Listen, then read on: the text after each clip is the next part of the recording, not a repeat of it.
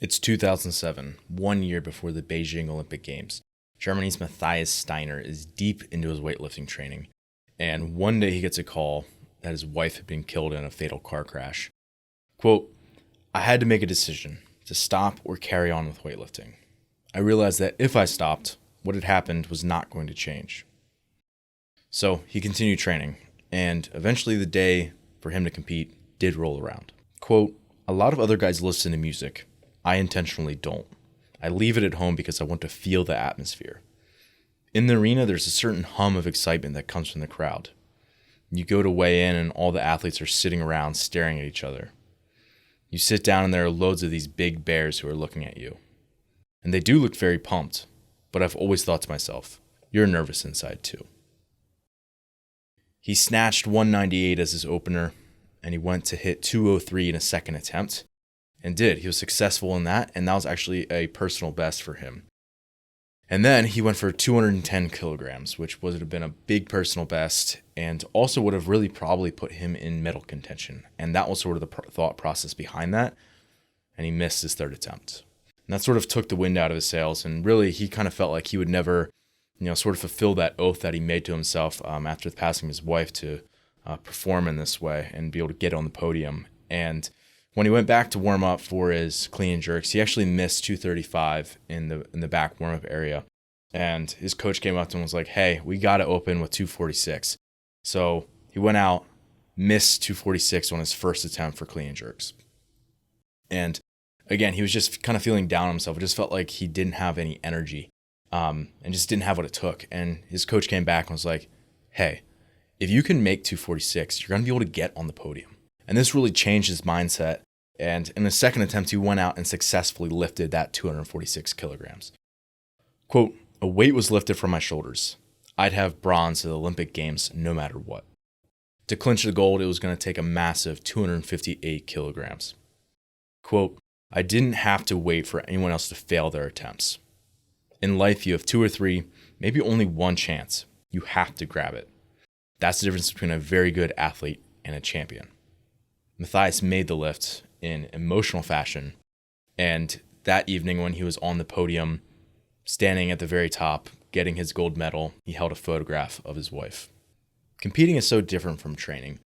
In training, it's calculated, it's controlled, it's rhythmic in a sense, where you're going through your warm-up in a particular way. You go through your sets and your reps, and it's a very similar outline.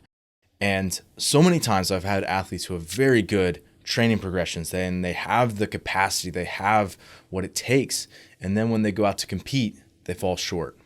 They lack what Matthias had, the art of competing. Hey, it's Ben Wise, and this is the Fitness Movement.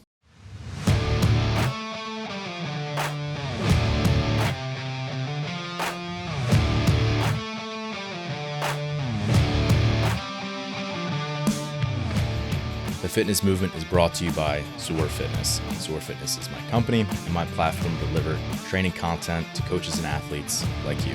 The site has educational resources on everything from program design and exercise physiology to skill progressions and movement breakdowns. And in terms of programming, we have our online training program, The Protocol, and I also offer one-on-one remote coaching. It's all at one place, zorfitness.com. And welcome back to my rant on the art of competing. The outline of today's show. First thing I want to talk about is what I'm calling the pyramid of performance. So basically, the art of competing is at the very top. It's the point of the pyramid. I want to go over what things are supporting that kind of tip of the spear, right? So the things that are the underlying underpinnings that are going to allow for expression of your top performance when you actually go out to compete. And then I want to give you 5 ways of how you can embrace your inner competitor. This is number 1, reinterpret arousal. 2, reframe fatigue. 3, stay composed. 4, race tactics. 5, head games. But first, before we actually dive into all of those, I want to read an excerpt from the ebook that I wrote, Breathwork for the Sport of Fitness. The painter versus the artist. Skill is a prerequisite to art. First, there is the painter.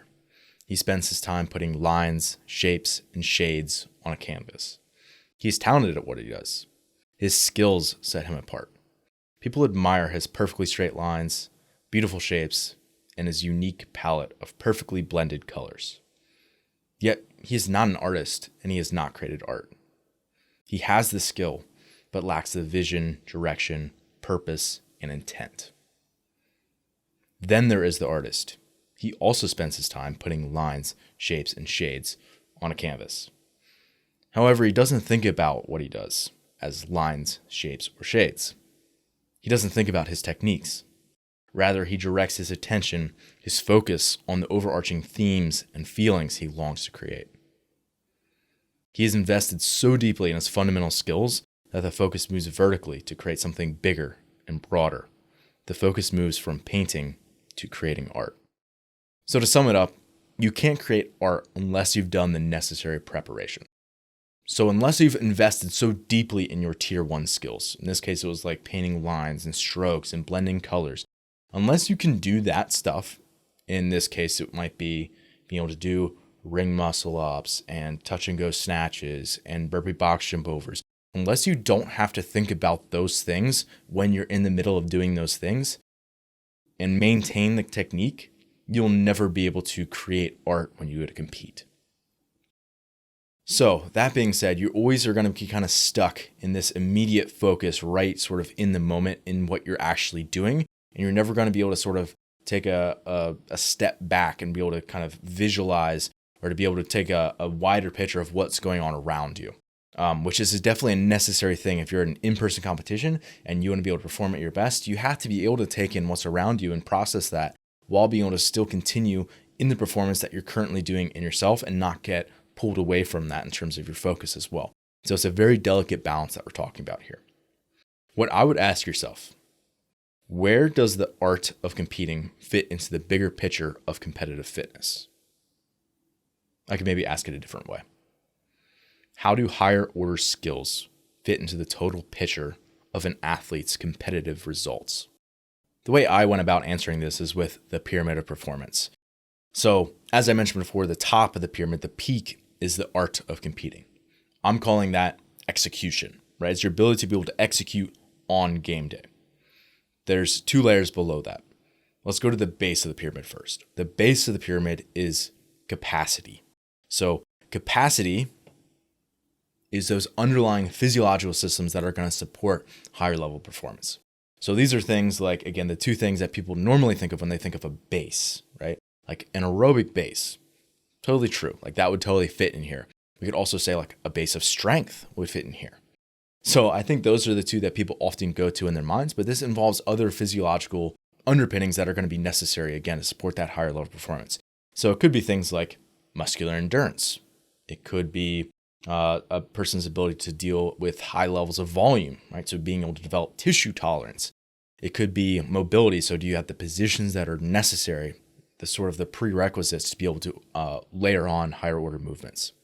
So capacity is the baseline. That's the bottom of the pyramid. That's going to be always necessary for you to keep coming back to and keep widening that base to be able to support higher order performance on top of that.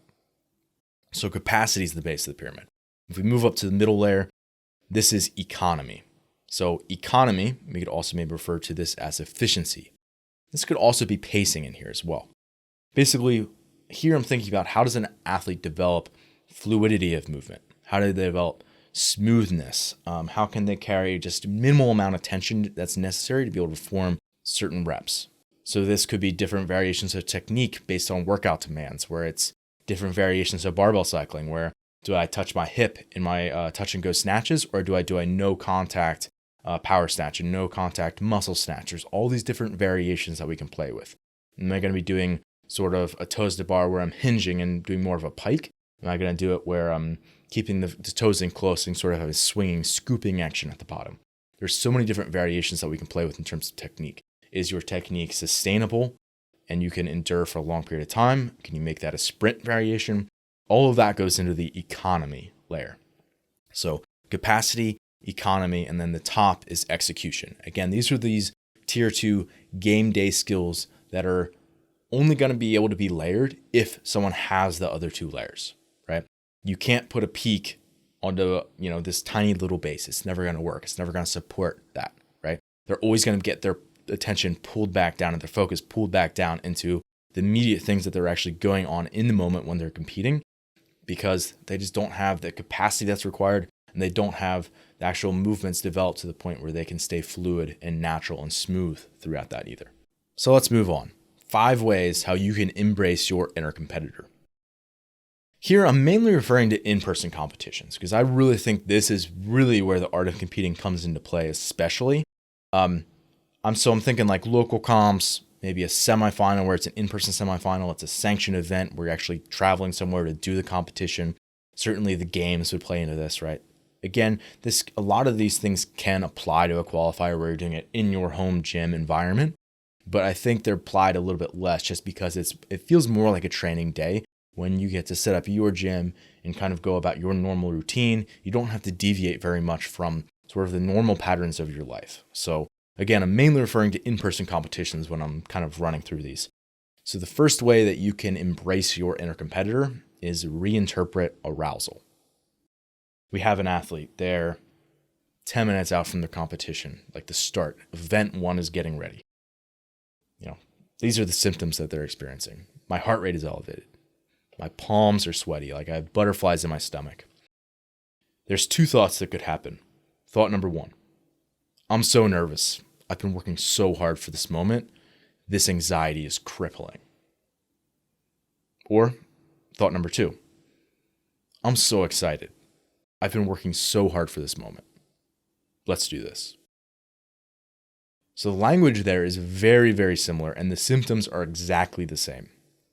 So again, either way, that middle statement was, I've been working so hard for this moment. And I think that's a really important part of this. Like, someone is going to care about their performance because they spent so much time investing into a particular moment. Like, you've had months of training leading up to a particular moment in time. And this is sort of the culmination of all that hard work. And it's time to see if it's going to actually pay off. There's no way around feeling a little bit amped up and excited for that. And that's certainly not going to be always a bad thing either.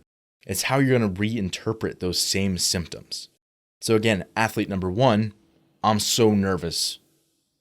This anxiety is crippling. Versus athlete number 2, I'm so excited. Let's do this, right? Again, the symptoms that they are experiencing are exactly the same.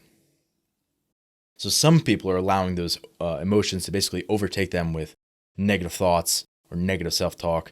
And other people are going to take those same set of emotions or those same physiological symptoms and be able to turn those into enabling their best performance and kind of change that into positive self-talk and to be able to motivate them and actually basically be able to allow them to express higher levels of fitness that they ever could in just like a normal regular training day. So Matthias Steiner is an incredible example of this, the guy I was talking about in the beginning. Basically, he was harnessing the power of emotion, the energy of the crowd. He was talking about like the hum of the excitement, how you could feel that, and that's why he doesn't listen to music and things like that. And basically just like seizing a moment, right? Like those quotes are so incredibly powerful, especially knowing what he went through as just a human being, losing his wife. Yeah, it's definitely one of the most incredible moments that I didn't witness it. I've watched it on video. I actually linked to the video in the show notes. It's an incredible video. If you have not seen that yet, check it out. Show notes, zorfitness.com/podcast/061. And then the second way which you can embrace your inner competitor is reframe fatigue. So we have that same athlete, and now they're not 10 minutes out from their competition. They're actually in event 1. They're in the middle of event 1, and it's some 5 rounds for time, high power output movements. They're feeling really fatigued. They're in like round 4 out of 5. Okay, that's the moment. We've all been there at some point. There's really one thought that's going to occur either way, and then once again, there's a fork in the road about how you can think. Thought number 1 is, I'm feeling tired. So athlete number 1, or option number 1 maybe.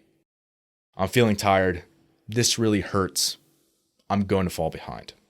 Basically like, man, I'm really hurting. I can't sustain this. I'm going to drop off. Or option number 2 as a thought, I'm feeling tired. This really hurts. They must also be really tired. Time to put the pressure on them and make them hurt. Again, it's the exact same set of physiological symptoms that are going to cause that same initial thought. There's no denying the fatigue that's coming up. is reframing it of, man, this really stinks for me versus, man, I'm hurting, so they have to be hurting, right?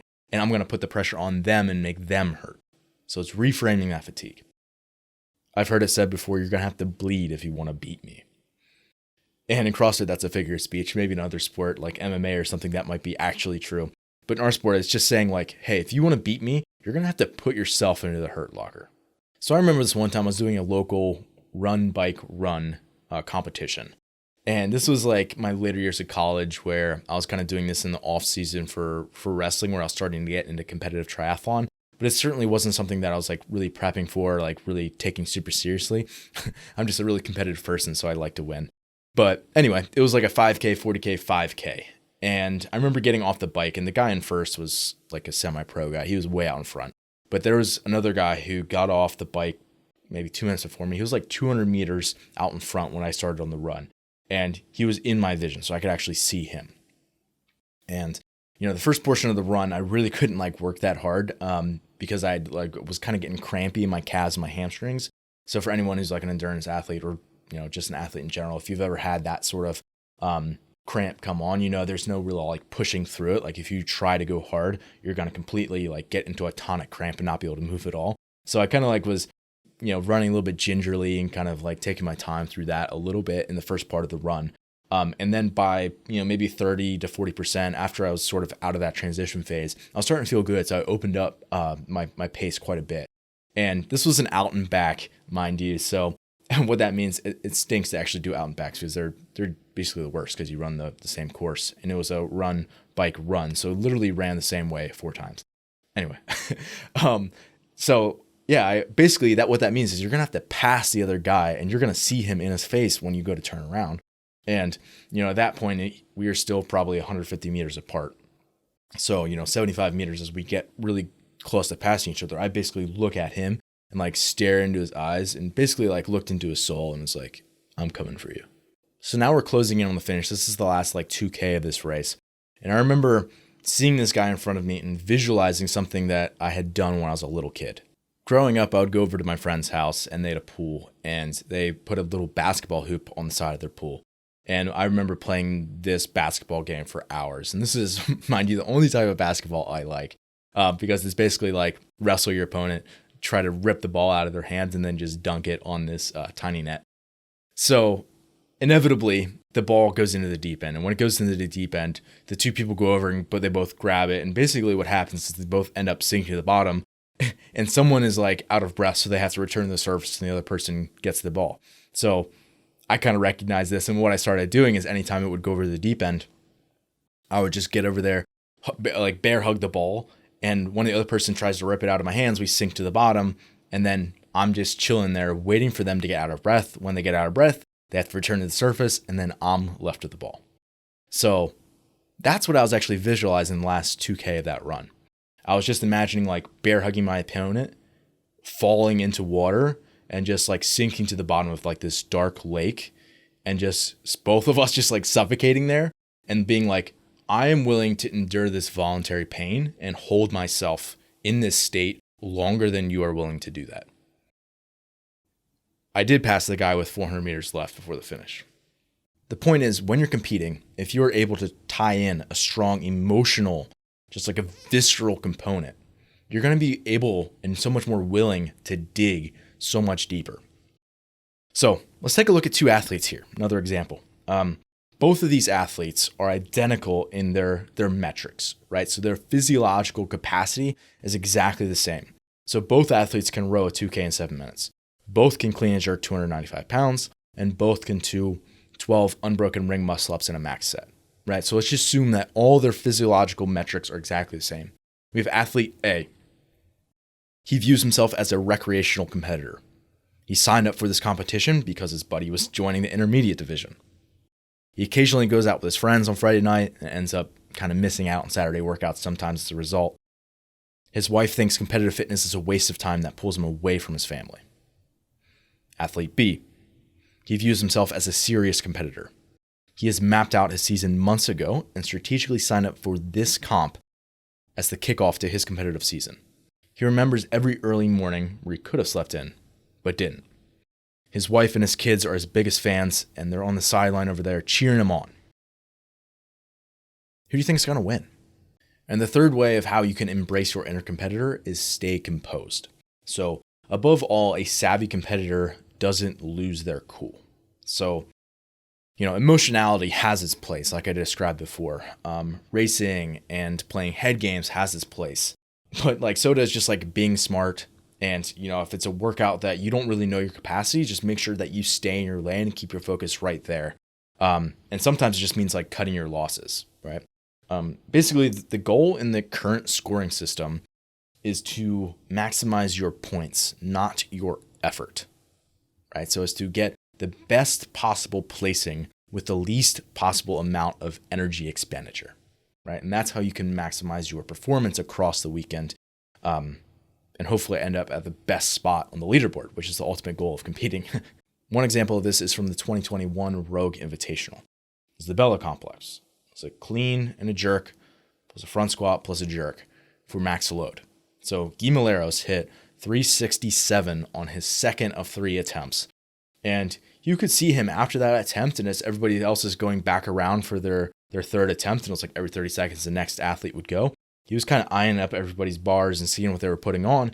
And it was basically going all the way across the front row with all the athletes attempting their final lifts. And when it got to Guy, he just waved at the crowd, right? He had no reason to complete a third lift because no one was going to attempt more than he made, right? So there was zero reason for him to do that. He already had gotten the maximal number of points. So there's no need for him to waste any more of his effort on that event. He had already maximized his points. Another example of this comes from the 2016 CrossFit Games, event number 2, the deadlift ladder. So no one even came close to Brooke Wells in this event. She smashed it. She was the only one who cleared the ladder. 415 pounds was that final bar. Only one to lift that. The funny thing is she placed 37 out of the 40, the field of 40, in the event that immediately preceded that. That was the trail run. I think it was a 7K trail run. But basically in that event, at the end of the event, or the last few minutes of that event, 38th place was far enough behind here where she knew that she wasn't going to get caught by that person. And 36th place was far enough ahead where she knew that even if she really kind of dug and went for it, that she wasn't going to be able to get that person. So she just sort of strolled into the finish line. There was no real reason to push really hard because either way, she was going to get the points that she was going to get. The funny thing is, the exact same thing happened on the men's side. So Sam Dancer, he strolls in dead last on the trail run. No one was even close to him. And again, he has no reason to push at that point, right? Because either way, they're not going to start the next event until you're done. So you might as well just kind of take your time. So he basically walks across the finish line and has enough time to basically stroll over to the first bar of the deadlift ladder and lift it up. He also was the only one to clear that bar at 615 pounds. So in practice, maximizing your performance means getting the best scores, the best times, the best loads that you possibly can. In competition, maximizing your performance means getting the best place that you possibly can. And that also means that while you get that best place, if you can do that while using less energy, you're only going to be better off for it. The fourth way that you can embrace your inner competitor is race tactics. First thing I'll say here is know when to race and know when not to race. So you can't race without the supporting fitness. So for example, Sam Dancer could not go out and race the trail run and try to compete with all the other guys because he didn't have the underlying physiology to support that sort of performance. Again, someone who can clean and jerk 315 pounds can't play head games with a person who can clean and jerk 385, right? They're never going to be able to do the back and forth thing that the very best of the best can do because they don't have the capacity to support it. So again, the base of the pyramid has to be there. You have to have the underlying capacity. And in certain workouts, you have to pace that correctly. So you have to make sure that you keep the economy portion of there in there. So again, unless you keep the two other portions of that pyramid, you're never going to be able to actually do things like race tactics to take advantage of that.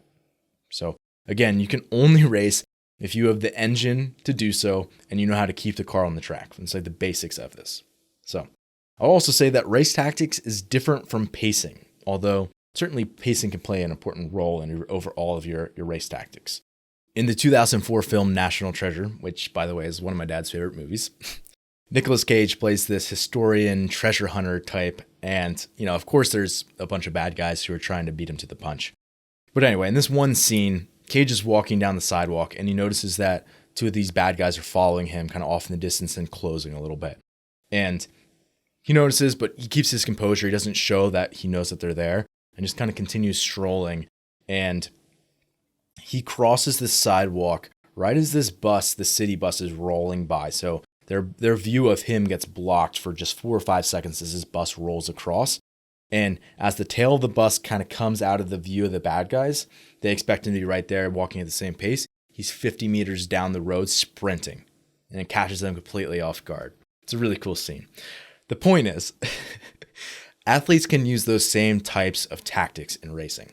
So I realize that you might not be able to hide behind the rig in a CrossFit competition, but there are times where this sort of thing comes into play in sports.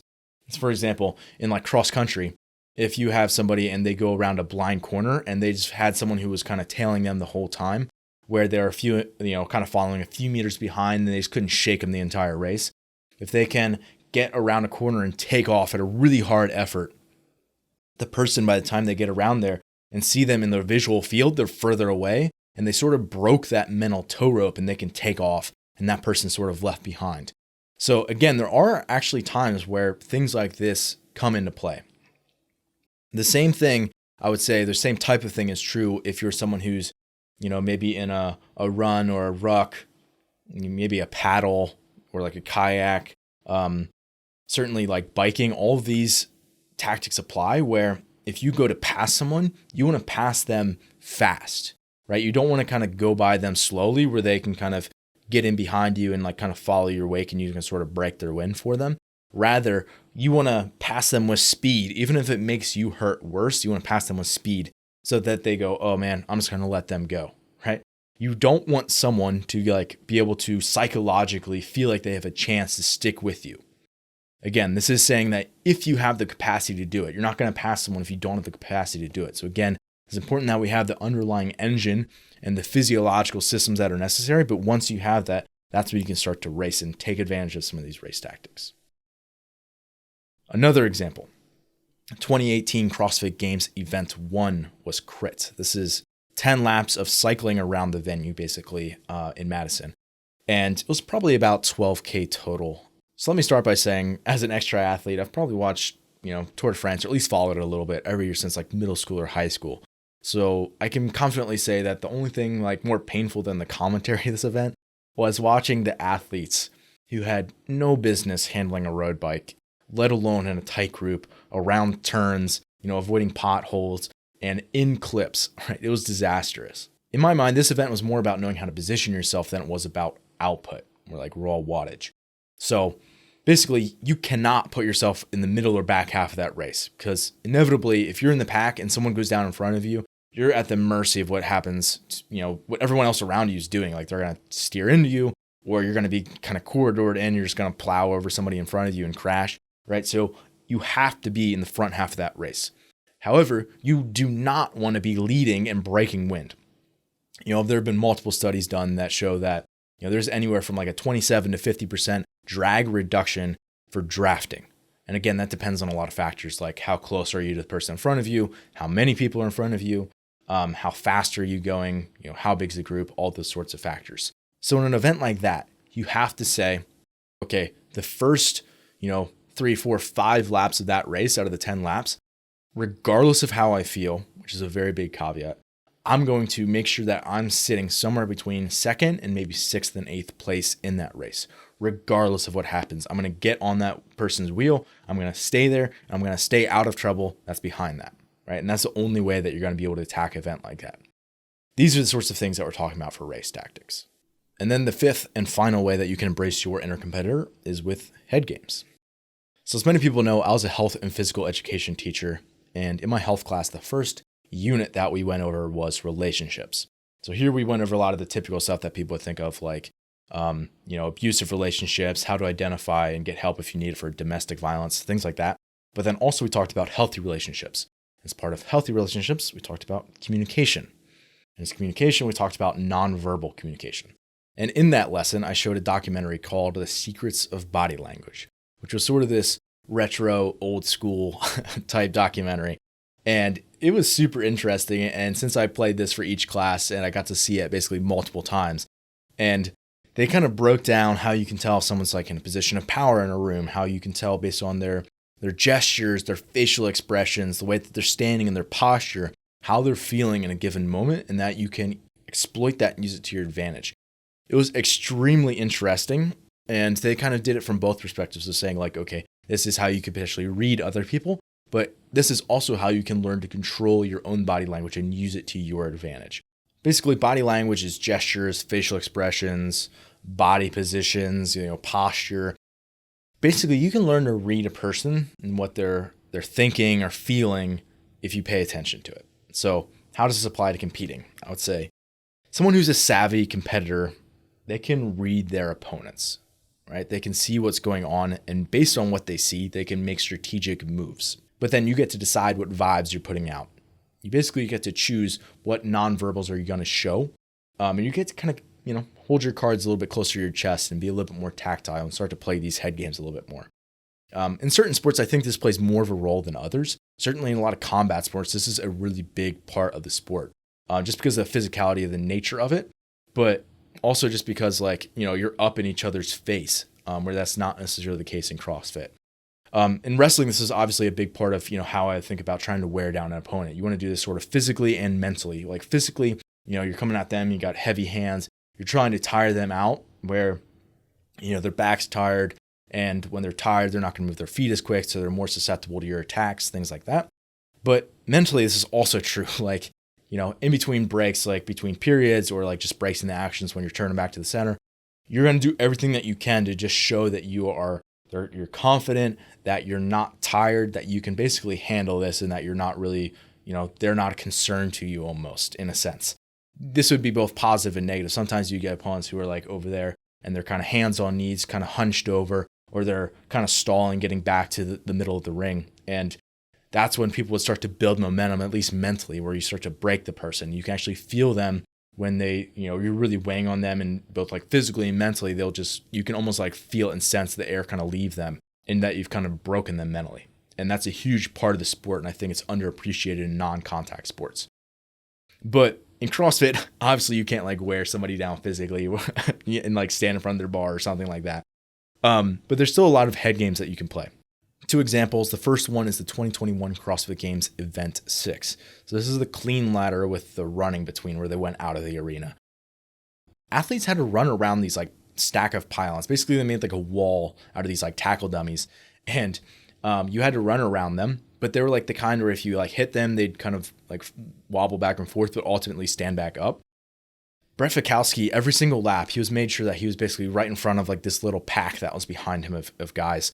And he would do this really subtly, but he would cut in close to it each time and just kind of elbow it a little bit as he ran past, enough where it like kind of went forward out of his way, but then it would come back the opposite direction and basically be coming into the guys who are running around that corner, wanting to cut it really tight, so that they either had to basically shove this weeble wobble out of the way, or they had to run like several feet out and around it, right? It's just like a little thing. It wasn't like out of the rules, right? There was no like rules around that. And it wasn't like he was obviously shoving it to try to get it to come back to them. He just subtly elbowed it, but it was every single time, and you could tell he was doing it on purpose.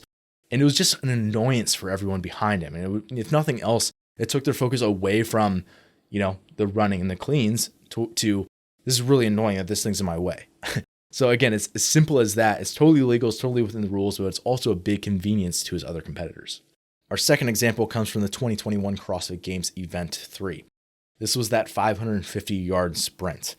For those of you who weren't in person and couldn't really see it on TV, you couldn't really see it as well. But basically, there's like this pretty aggressive turn before like the last maybe 60 or 80 yards then to the finish. And you were at a huge disadvantage if you were on the outside as you kind of approach that turn. Because basically, there's a reason why tracks have a staggered start. You have to run further if you're on the outside. So for the one heat of males, Vellner was kind of getting caught on the outside, and he basically like shoved his way past Guy as they were kind of going around the corner and sort of cut him off to the point where I think Guy tripped actually, and then he kind of went by him.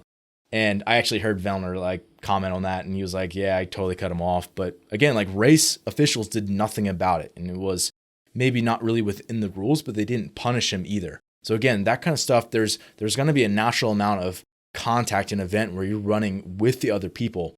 And it's like a certain amount of that is going to be acceptable and necessary for you to express and actually, again, potentially race, but also get in people's heads about that kind of thing. Our last example comes from the 2019 CrossFit Games finale. So this is the final event here. It was the standard. So 30 clean and jerks, 30 ring muscle ups, 30 snatches. It's 135-95 as the weight. So despite Noah Ohlsen getting off the rings first, and he probably did 2 singles at his snatch bar before Frazier got to his snatch bar. So like, he sort of would have had that momentum going for him. It's like, oh yeah, like Ohlsen got to the bar first, like he's looking good, like that sort of thing. Frazier, in his first rep, he snatches it up, and instead of dropping the bar, he lowers it immediately and does a couple touch and go reps. And the crowd, you could just hear the crowd like erupt as he decides to touch and go, and like everybody's going nuts. And you can just like imagine the inevitability that would almost feel in both athletes' minds, both like Frazier and Ohlsen, right? So like Frazier, it's like literally you have so much adrenaline because the entire crowd just is like going nuts because you're doing these reps. And for Ohlsen, it's like, I am up like ahead, but this guy is like right on my heels and the crowd is just going nuts. And it feels like he's inevitably going to catch me. Like he's a reigning champ. There's all these things that are kind of probably going through his mind, at least his subconscious. So I think this is a great example of like, this is not Frazier's optimal pacing strategy. Like if he was doing this in his garage by himself, he would not be doing touch and go snatches at the end. That's just not how you're going to get your best score. However, in an environment like this, when there's a crowd, there's other factors that are in play, right? He can leverage the fact that there's a crowd to help him do better and to basically help, fuel him to his best performance. And, there's sort of an X factor that's in that environment during that time. And Frazier's the one who could take advantage of that. And that's huge in terms of like headspace, mentally what's going on. And again, you can only race in this and make these sorts of moment by moment decisions if you have the underlying physiology to support it. He has the strength, he has the capacity so that he gets to make these types of calls and gets to play those types of head games. The last thing that I'll add is oftentimes the best way to get into an opponent's head is not with trash talk. It's simply by convincing them that you're comfortable. There's so much to developing a competitive mindset and learning how to compete at your best, but I hope today was a fresh take on how to go about developing the art of competing. Hey, it's Ben again. Thanks for listening today. To be completely honest, it's been really rewarding to have people who listen to the show regularly reach out to me, whether they have a question about training or just to say hey. So if you haven't done that yet, do it. I'm pretty good about getting back to people, and you can feel free to email me, ben@zorfitness.com, or message me on Instagram @zorfitness. And graciously, I've had some people reach out to me and ask how they can support the show. Number one way that you can support the show if you are a regular listener is just by rating the show. Most apps have a platform where you can actually rate it, and on Apple Podcasts, you can write a review as well. This is super helpful in having other coaches and athletes find the podcast, but also just having it grow and for me to continue to want to put out more and more content. Also, I'm going to be posting more full episodes of The Fitness Movement to our YouTube channel. So if you're someone who actually enjoys seeing my face when I talk, you can head over to YouTube and subscribe if you please. And if you're someone who is watching on YouTube, you have the ability to like our videos, but then you can also comment on the video if you have questions about the episode or if you want to suggest a topic for a future episode. And lastly, if you're someone who really does value what we're putting out, I would encourage you to hire a coach. For me, coaching is the bulk of my job, and it's what I believe I do best. So if you're an athlete or a coach looking to up your fitness game, be sure to reach out. You can message me on Instagram @zorfitness or email me ben@zorfitness.com. Thanks again for listening today, and as always, stay the course.